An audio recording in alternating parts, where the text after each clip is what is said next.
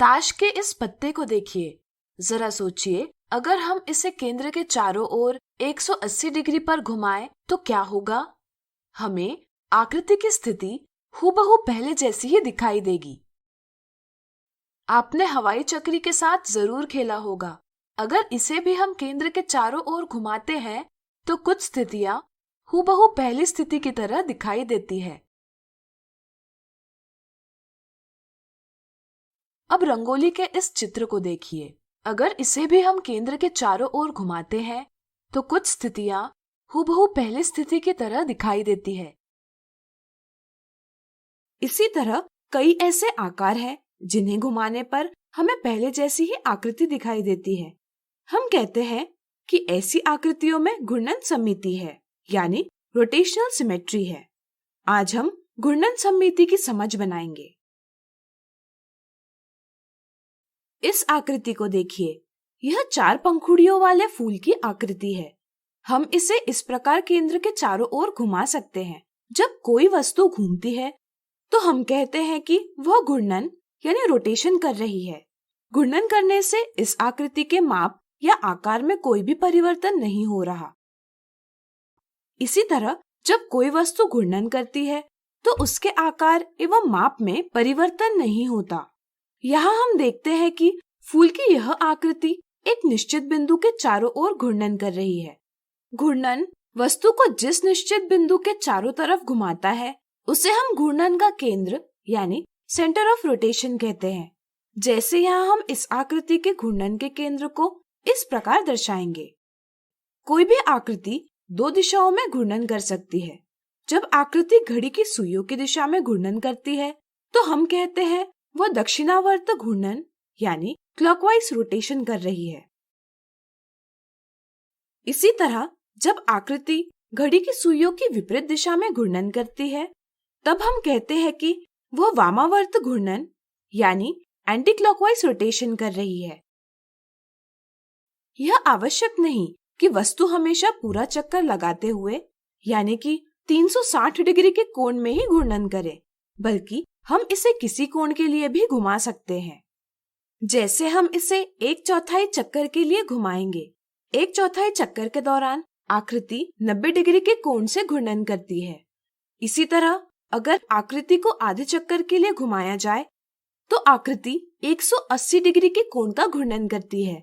इस प्रकार घूर्णन के दौरान घूमे गए कोण को हम घूर्णन कोण यानी एंगल ऑफ रोटेशन कहते हैं। अब इस आकृति को देखिए। मान लीजिए आकृति की यह प्रारंभिक स्थिति है। पंखुड़ियों को पहचानने के लिए हम इस पंखुड़ी पर एक छोटा सा चिन्ह बनाएंगे। मान लीजिए यह आकृति घूर्णन केंद्र के परित यानी चारों ओर 90 डिग्री का घूर्णन करती है।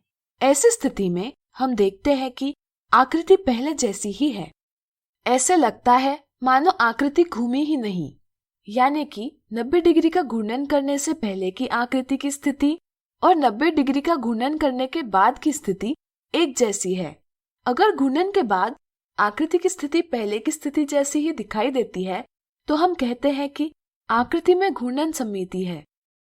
इसलिए 90 डिग्री के घूर्णन कोण पर हमें आकृति की घूर्णन सममिति यानी रोटेशनल सिमेट्री दिखाई देती है। क्या आप बता सकते हैं कि आकृति 90 डिग्री कोण के अलावा और कौन से कोण का घूर्णन करे जिससे हमें आकृति की स्थिति पहले जैसी ही दिखाई देगी? सोचिए। बिल्कुल सही। 90 डिग्री कोण के अलावा अगर आकृति 180 डिग्री, 270 डिग्री या 360 डिग्री इनमें से किसी कोण से भी घूर्णन करे तो हमें पहले जैसी ही स्थिति दिखाई देती है। इसलिए हम कह सकते हैं कि इस आकृति के एक पूरे चक्कर में यानी 360 डिग्री के घूर्णन के दौरान हमें ऐसी 4 स्थितियां प्राप्त होती है जब आकृति की स्थिति पहले की स्थिति जैसी ही दिखाई देती है। एक पूर्ण चक्कर घूर्णन के दौरान आकृति की स्थिति कितनी बार अपनी प्रारंभिक स्थिति के जैसी दिखाई देती है उसे घूर्णन का क्रम यानी ऑर्डर ऑफ रोटेशन कहते हैं। चूंकि यहाँ एक पूर्ण चक्कर में आकृति की स्थिति अपने पहले स्थिति के समान 4 बार दिखाई देती है, इसलिए हम कह सकते हैं कि इस आकृति में क्रम 4 यानी ऑर्डर 4 की घूर्णन समिति है। अब आप इस त्रिभुज को देखिए। इसकी सभी भुजाएं बराबर नहीं हैं एवं सभी कोण भी बराबर नहीं हैं। क्या इस त्रिभुज में घूर्णन समिति है? सोचिए सोचिए। चलिए हम बताते हैं। जब हम इस त्रिभुज को घुमाते हैं तो केवल 360 डिग्री यानी पूर्ण चक्कर के घूर्णन पर आकृति की स्थिति प्रारंभिक स्थिति जैसी दिखाई देती है। हम कह सकते हैं कि इस त्रिभुज में क्रम 1 यानी ऑर्डर 1 की घूर्णन समिति है।